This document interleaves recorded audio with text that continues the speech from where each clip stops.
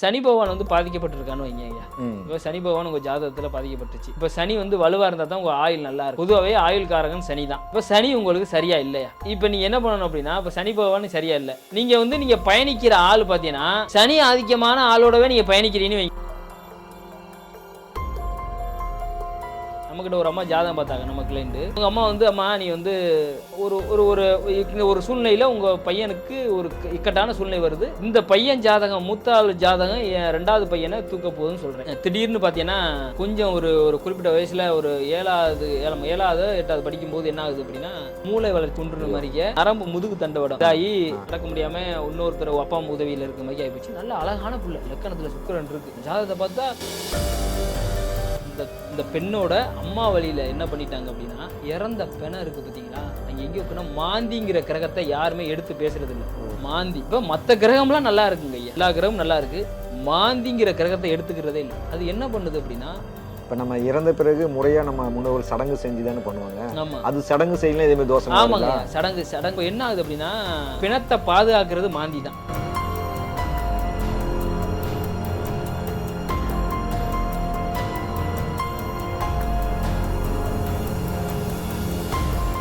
நீங்கள் ஃப்ரெஷ்ஷாக இருப்பீங்க, போகிறீங்க, ஒருத்தன் வந்து அவனோட விதி கணக்கு வந்து இன்னும் ஒரு அரை மணி நேரத்தில் முடியுது. இப்போ ஒரு மனிதனோட வாழ்க்கை ஒரு செகண்ட், இப்போ இன்றைக்கி இந்த இடத்துல வந்து பேசுவோங்கிறது நமக்கு வந்து முன்னாடிலாம் நமக்கு தெரியாது. இத்தனை மணிக்கு இந்த வாசகத்தை பேசுவாங்கிறது நமக்கு தெரியாது. ஒருத்தன் அரை மணி நேரத்துக்கு முன்னாடி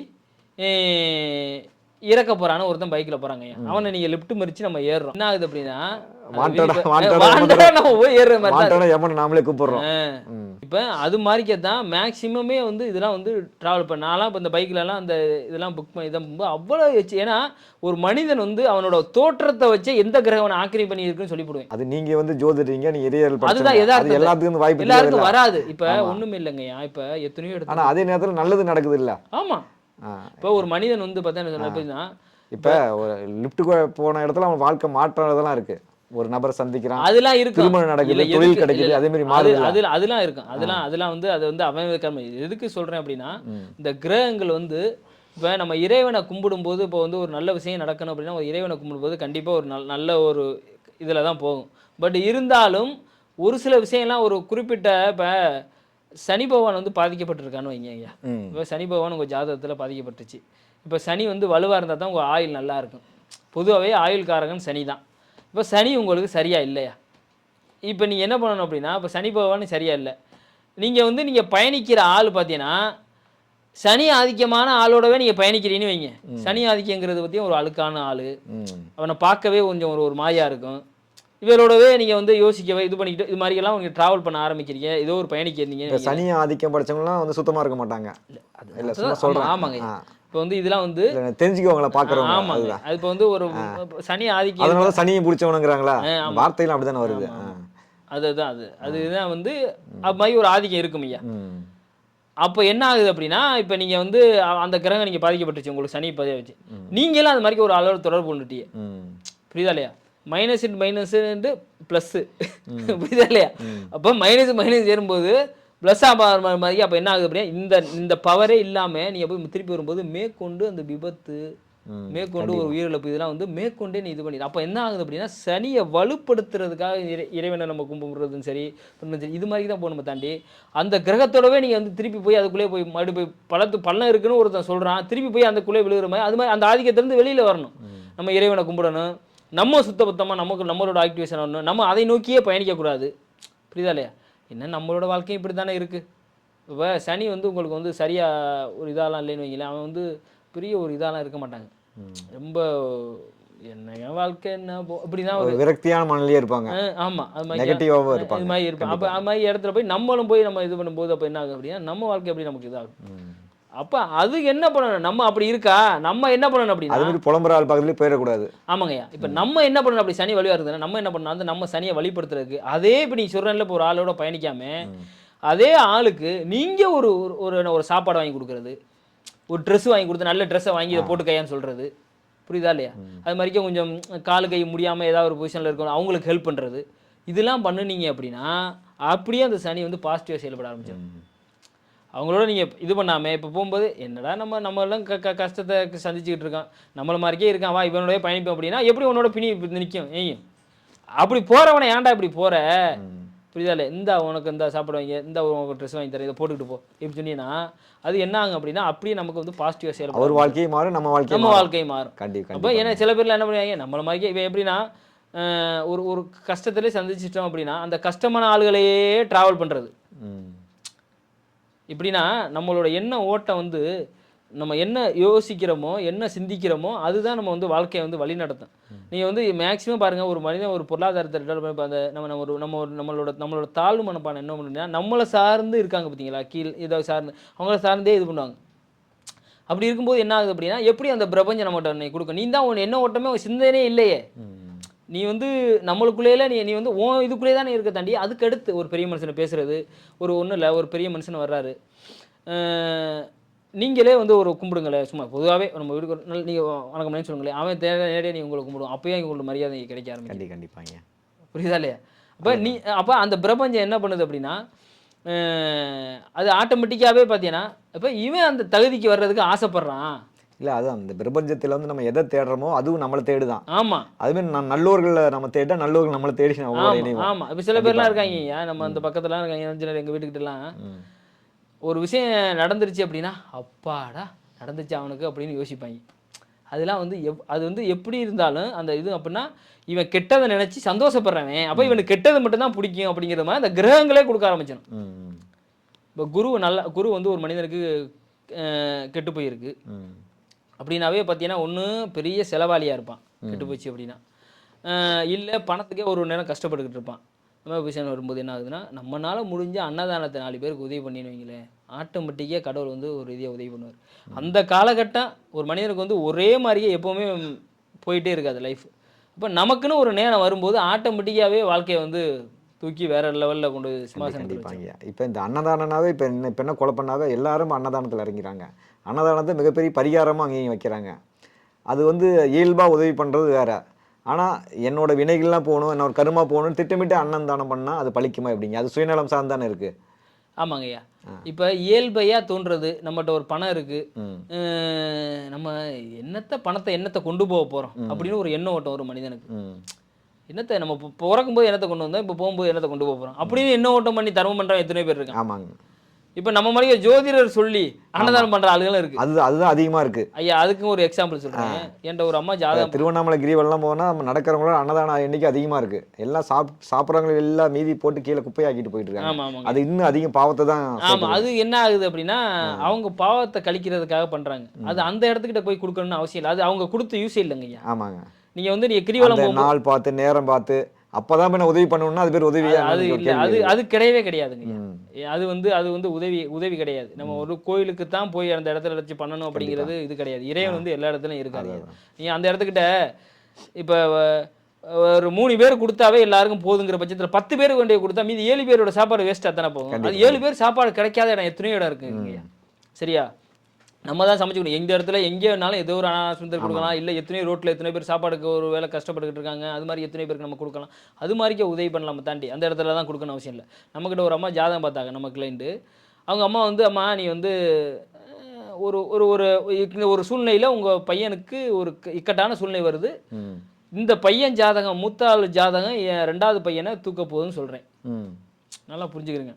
இப்போ நம்ம ஒரு ஜோதிடராக வந்து இந்த விஷயத்தை இப்படி தான் சொல்ல முடியும். டக்கு நம்ம இறைவன் கொடுத்த இது நமக்கு கொடுத்துருக்கிறது வந்து இறைவன் கொடுத்தது. அப்போ நம்ம விஷயத்த சொல்கிறேன். அப்போ என்ன ஆகுது அப்படின்னா அவங்க அந்த மணி மைண்ட்லேயே தான் அந்த அம்மா வந்து பேசுதை தாண்டி இன்ன வரைக்கும் அந்த கோயிலுக்கு அது போகலைன்னு வைங்களேன். எனக்கு அதோட விபரீதம் என்ன நடக்க போகுது என்னங்கிறது ஒரு படமாகவே எனக்கு தெரியுது. எனக்கு லைஃப்பில் வந்து நிறைய விஷயங்கள் வந்து நான் இப்போ கட்டத்தை பார்த்தோன்னே எனக்கு அந்த விஷுவல் வந்து தெரிஞ்சிடுது. சொல்கிறேன், நான் 2 டைம் எச்சரிச்சுவீங்களா. அப்போ அந்த அம்மாட்ட ஒரு தர்மங்கள் பண்ண சொன்னேன், இந்த இது மாதிரி பண்ண சொன்னதுக்கு அந்த அம்மா என்ன சொன்னிச்சு அப்படின்னா, பணம்லாம் இருக்குது, வெளிநாட்டில் பிஸ்னஸ் பண்ணுறாங்க, இவ சென்னையில் இருந்த கார் டாக்ஸி இதெல்லாம் வச்சு வாடகைக்கு வேணால் ஓட்டுறாங்க, நல்லா சம்பாதித்தாங்க. அந்த அம்மா என்ன சொல்லுது, தர்மத்தை எப்படி சொல்லுது அப்படின்னா, ஐயா நான் வந்து ஒரு 50 பேருக்கு சம்பளம் கொடுக்குறேன் ஐயா. புரியுதா இல்லையா? நான் கீழே ஆளுக்கு 50 பேருக்கு சம்பளம் கொடுக்குறேன் ஐயா. அதே மாதிரிக்கு பார்த்தீங்கன்னா நம்ம அங்கேயே பார்த்தீங்கன்னா நம்ம இந்த டீ இந்த ஸ்நாக்ஸ்லாம் கொடுக்கணும், அதெல்லாம் நாங்கள் வந்து தர்மம் கொடுத்துட்டு தான் இருக்கேன். அப்பப்போ தேவையான சாப்பாடெல்லாம் கொடுப்பேன்யா. நம்ம வேலை பார்க்க அம்மா அது தர்மம் கிடையாது. நீ வேலை பார்க்குறாங்க, அவங்களுக்கு ஊதியம் கொடுக்குறீங்க, அவங்களுக்கு நீங்க டீ ஸ்நாக்ஸ் வாங்கி கொடுக்குறீங்கம்மா. ஆமா, அது வந்து உங்களுக்கு உழைச்சி தானே கொடுக்குறாரு, அது தர்மம் கிடையாதுமா. நீ அதை எப்படிமா? ஐயா அது மாதிரி நிறையா நான் இது மாதிரி வேலை பார்க்குறவங்க நிறைய செஞ்சுக்கிட்டேன். அது கிடையாது, அது தர்ம கணக்கில் வராதுமா அப்படின்னு சொல்லிட்டேன். அப்போ அவங்களோட தர்மம் இது வந்து தர்மம் நினைக்கிறாங்க பாருங்களேன். அதுக்கப்புறம் இப்போ ஏற்கனவே சொல்லிட்டேன். இப்போ ரீசெண்டாக ஒரு 15 நாளைக்கு முன்னாடி அது ஒரு பிஸ்னஸ் ட்ரிக்ஸு. வேலை பார்க்குறவனுக்கு எல்லாம் பண்ணால் அவன் இன்னும் வேலை அதிகமாக பார்ப்பான். ஆமாம், அது உங்களோட சுயநலம் தான். அதைத்தான் சொல்கிறேன். அது எப்படி அது வந்து உங்களுக்கு தர்மமாகும்? சில பேர் அப்படி நினச்சிக்கிட்டு இருக்காங்க. அதிகபட்சமாக அவங்க குழந்தைகள் கூட படிக்க வைப்பாங்க, எல்லாம் பண்ணுவாங்க. ஆமாம், அது கூட உங்கள் சுயநலம் சார்ந்து தான் இருக்குது. அதாங்க ஐயா. இப்போ நான் சொல்ல அது இப்போ உணவு சாப்பாடு தான் கொடுக்கணும். இப்போ எந்த நம்ம கோயிலுக்கெல்லாம் பரிகாரம் சொல்றதெல்லாம் நமக்கு எனக்கு வந்து பெருசாக உடன்பாடுங்க ஐயா. எத்தனையோ கோயிலை நானும் பார்த்துட்டு வந்துட்டேன். புரியுதாலே? இறைவன் வந்து எந்த இடத்துக்கு எந்த காலகட்டத்தில் எந்த கோயிலுக்கு வரணும்னு நினைக்குதோ அது கண்டிப்பாக பிரபஞ்சம் நகர்த்திடும். நீங்களாம் கும்பிடலாம் அவசியம் இல்லை. இப்போ நான்லாம் முருகனை கும்பிடாதால நான் எப்படி நான் முருக பக்தரானே? அதனால இறைவன் பார்த்த வரைக்கும் நீங்கள் வந்து பரிகாரம் தனியாக சொல்ல நான் வாழ்க்கையே ஒரு வழிபாடாக சொல்லுங்க. ஆமாம், இப்படி வாழ்க்கையை அமைச்சிங்க, இப்படி வாழ்க்கையை அமைச்சிங்கன்னு அப்படி சொல்றீங்க. வாழ்க்கை இப்படி அமைச்சுக்கிறன்னு அதுக்குள்ள கிரகங்களோட சார்ந்த பரிகாரம் இருக்குங்க ஐயா. கிரகத்தோட சார்ந்த பரிகாரம்லாம் இருக்கு. அந்த கிரகத்தை திருப்திப்படுத்துற மாதிரி பரிகாரம் பண்ணிட்டீங்கன்னா ஓகே. இறைவனை போய் கும்பிடுங்க. எந்த தெய்வத்தை வேணாலும் நீங்கள் கும்பிடலாம், அதுலலாம் எந்த இதுவுமே இல்லை. பட் நமக்குன்னு ஒரு தெய்வம் இருக்கும் கண்டிப்பாக. நம்ம குலதெய்வம் மாதிரி நமக்குன்னு ஒரு தெய்வம் இருக்கும். அந்த ஜோதிடத்தில் கண்டுபிடிக்கலாம். அந்த தெய்வத்தை நீங்கள் கண்டுபிடிச்சிட்டு அந்த தெய்வ வழிபாடு பண்ணுறது ரொம்ப நல்லது. அது ஒன்று. மற்றபடி கிரகத்தை திருப்திப்படுத்தலாம். சனியை திருப்திப்படுத்தலாம், குருவை திருப்திப்படுத்தலாம், ராகுவை திருப்திப்படுத்தலாம், கேதுவை திருப்திப்படுத்தலாம். ஒன்று இருக்குது. சரியா? அப்போ அது மாதிரி பார்த்தீங்கன்னா இதே மாதிரிக்கே பார்த்தீங்கன்னா இந்த மாதிரி இது மாதிரி சொன்னிச்சு. இன்னொருத்தர் வந்து பார்த்தீங்கன்னா ஒருத்தர் வந்து நல்லா படிச்சுக்கிட்டு இருந்த பொம்பளை பிள்ளை திடீர்னு பார்த்தீங்கன்னா கொஞ்சம் ஒரு குறிப்பிட்ட வயசில் ஒரு 7வது 8வது படிக்கும்போது என்ன ஆகுது அப்படின்னா மூளை வளர்ச்சி குன்றுன மாதிரிக்க இந்த நரம்பு முதுகு தண்டவடம் இதாகி நடக்க முடியாமல் இன்னொருத்தர் அப்பா அம்மா உதவியில் இருக்க மாதிரி ஆகிப்போச்சு. நல்ல அழகான பிள்ளை, லக்கணத்தில் சுக்கிரன் இருக்குது. அந்த ஜாதகத்தை பார்த்தா அந்த குழந்தை அழகான குழந்தைங்கிறது நல்லா தெரியுது. இந்த பொண்ணு நல்ல ஒரு அழகான குழந்தையா இருக்குமே, இது மாதிரி பிரச்சனை இருக்குமேனு சொல்லிட்டு அவர் அப்பா லாரி டிரைவர் பார்த்துட்டாரு நம்மள்கிட்ட. அதான் சொல்லிட்டு இது பண்ணோடனே இது மாதிரி இந்த காலகட்டத்தில் இந்த பிரச்சனை வந்துச்சா அப்படின்னு கேட்டேன். ஆமாங்க ஐயா வந்துச்சு. இது ஏன் இது அப்படின்னு இந்த மாதிரி நல்லா இருந்த குழந்தை இது இப்படி ஆகிப்போச்சு அப்படின்னா என்ன பண்ணியிருக்காங்க முன்னோர்கள்? நல்லா புரிஞ்சுருங்க. அவங்க அம்மா வழியில் இந்த பெண்ணோட அம்மா வழியில் என்ன பண்ணிட்டாங்க அப்படின்னா இறந்த பெணம் இருக்குது பார்த்தீங்களா, அங்கே எங்கே இருக்குன்னா மாந்திங்கிற கிரகத்தை யாருமே எடுத்து பேசுறதில்ல. மாந்தி. ஆமாம். இப்போ மற்ற கிரகம்லாம் நல்லா இருக்குங்க ஐயா, எல்லா கிரகமும் நல்லா இருக்குது. மாந்திங்கிற கிரகத்தை எடுத்துக்கிறதே இல்லை. அது என்ன பண்ணுது அப்படின்னா நானுமே ஃபஸ்ட்டுலாம் எடுத்துக்கல. ஏன்னா நம்ம ஜோதிடத்தை வந்து நம்ம வந்து சொல்லும் போதே பார்த்தீங்கன்னா எல்லாமே கரெக்டாக இருக்கும்போது என்னடான்னு ஒரு நெகட்டிவ் வரும்போது பார்த்தீங்கன்னா மாந்தி எடுத்தோம்னா அது கரெக்டாக வந்துடும். அவ்வளோ இது இருக்குது. நம்ம பழைய இதுலலாம் வந்து நம்ம மாந்தி எல்லாம் இடத்துல இப்போ அப்போ என்ன ஆகுது அப்படின்னா பிணத்தை பாதுகாக்கிறது மாந்தி தான். இறந்த உடலை பாதுகாக்கிறது வந்து மாந்தி தான்.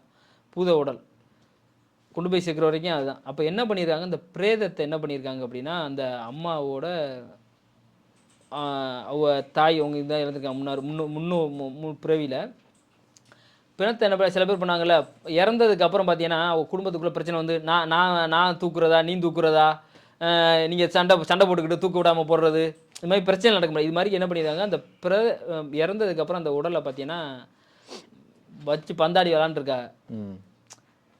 இந்த பிரச்சனை அது என்ன ஆகுது அப்படின்னா அது அப்படியே டோட்டலாக அந்த சாபம் வந்து இந்த பெண் குழந்தை இவங்க பிறக்கும்போது இந்த தாய் இதில் வாழும்போது தான் பிரச்சனைனா செத்த பேருக்கு அப்போ அது மாதிரிக்கே நடக்கிற எல்லாருக்கும் அந்த மாந்தி தோசை. இப்போ வந்து பிணத்தாலையும் தோசை இருக்கு. ஆமாம், இது புதுசாக இருக்கு. அதுதான் அந்த தோசை எப்படின்னா கேதுவோட சேர்ந்துருச்சு. புரியுதா? அப்போ கேதுங்கிறது அம்மா வழியில் உள்ளது, தாய் ஸ்தானத்தில். அதுலேருந்து மாந்தி உட்காரும்போது ஆட்டோமேட்டிக்காக அது பண்ணி இந்த பெண்ணை முடக்கிடுச்சு. இப்போ நம்ம இறந்த பிறகு முறையாக நம்ம முன்னோர்கள் சடங்கு செஞ்சு தானே பண்ணுவாங்க. ஆமாம், அது சடங்கு செய்யலாம் இதேமாதிரி தோசை. ஆமாங்க, சடங்கு எப்படின்னா அதான் சொன்னல பிரேதத்தை வந்து பாதுகாக்கிறது அவர் தான். அது என்ன ஆகுது அப்படின்னா பார்த்தீங்கன்னா அந்த உடலை பார்த்தீங்கன்னா அதான் சொன்னீங்க. இப்போ அக்கா தங்கச்சி சண்டை வரும், அண்ணன் தம்பி சண்டை வந்து அந்த நீ தூக்குறதா நான் தூக்குறதா இல்லை வரமாட்டேன்னு சொல்கிறது சேர்ந்து இப்போ சண்டை, அண்ணன் தம்பி பகையாக இருக்கும், நான் வரமாட்டேன், என் வீட்டில் கொண்டு வந்து இந்த பணத்தை போடுன்னு சொல்றது இப்படிலாம் பேசுறாங்க இல்லைங்க ஐயா. அதெல்லாம் அந்த தோஷம் மாந்தி தோஷம் பிடிச்சிடும். ஓ பா, புரியுதா இல்லையா? அதெல்லாம் பிடிச்சா என்ன ஆகும் அப்படின்னா, பிரேதத்தை அந்த வந்து காலகட்டத்தில் அவமதிக்கூடாது, அவங்களுக்கு ஒரு தெரியாது. பிரேதத்தை அவமதிக்கூடாது. அவமதிக்க கூடாது. இதெல்லாம் அந்த காலகட்டத்துக்கு அவங்களுக்கு தெரியாதுயா. அவங்களுக்கு பிறகு பத்தியா பேரம்பேத்தி அவங்களுக்குள்ள அந்த இது நடந்துடும். இவன் தான் பிறந்துட்டானே, இவன் தான் பிறந்துதான் அந்த நாடகத்தில் நடத்திட்டு இருக்காங்க, படத்தெல்லாம் பண்றாங்கல்ல. அதனால தான் எந்த விஷயத்துக்கு நல்லதுக்கு போறீங்களோ இல்லையோ, எவ்வளவுக்கு இறந்த சாவுல இறந்த இதில் இருந்தீங்களோ அது அவளுக்கு நல்லது. அப்போ அவங்களுக்கு சொன்ன பரிகாரம் என்ன சொன்ன அப்படின்னா, யார் வீட்டுக்கு நீங்கள் இறந்த வீட்டுக்கு நீங்கள் போனீங்கனாலும் மேக்சிமம் அந்த பிரேதம் எடுத்து சுடுகாட்டுக்கு போகிற வரை கடைசி ஈமச்சடங்கு வரைக்கும் நீங்கள் கொஞ்சம் இருந்துட்டு வாங்க, முழுமையாக இருந்துட்டு வரணும், இருந்துட்டு வாங்க. ஏன் இதுவே பெரிய பரிகாரம், இதோட இது இதாயிரும் அப்படின்னு சொன்னேன். இதுதான் அதோட பரிகாரம். பரிகாரமா இருக்கும். மாந்தி தோசை கோவில் அவங்க துக்கத்துல முழுமையா பங்கெடுத்துட்டு வரது நல்லது தானே. அதுதான் இது வந்து உங்களை வந்து அவர் வந்து யாருமே இருக்கிறது இல்லைங்க இப்ப. நல்லது நல்லது நம்ம யாரும் இருக்கிறது ஆமா, இப்ப எல்லாம் இந்த ஜெனரேஷன் அப்படியே வராங்க, அப்படியே தலை காட்டிட்டு போயிடுறாங்க. அதுதான் சொல்றேன், அந்த கிரகம் என்ன தொடர்பட்டிருக்கோ அப்ப அதோட அதான் பரிகாரம் பயணிக்குது. பாத்தீங்கன்னா ஒரு 7-8 பேர் 10 பேர் தான் இருக்காங்க இப்ப. ஆமாங்க. அதுவும் இப்பெல்லாம் முன்னாடி மாதிரி தூக்கிட்டு போவாங்க, இப்பெல்லாம் இது வண்டி தூக்கிட்டு போகுது. ஆமா ஆமா, அதுதான் நீங்க சொல்றது ஃபாலோ பண்ணா ஒரு பெரும் கூட்டமே போலாம். ஆமாங்கய்யா, நல்லதுதான், சமூகத்துக்கு நல்லதுதாங்க. ஆமாங்கய்யா.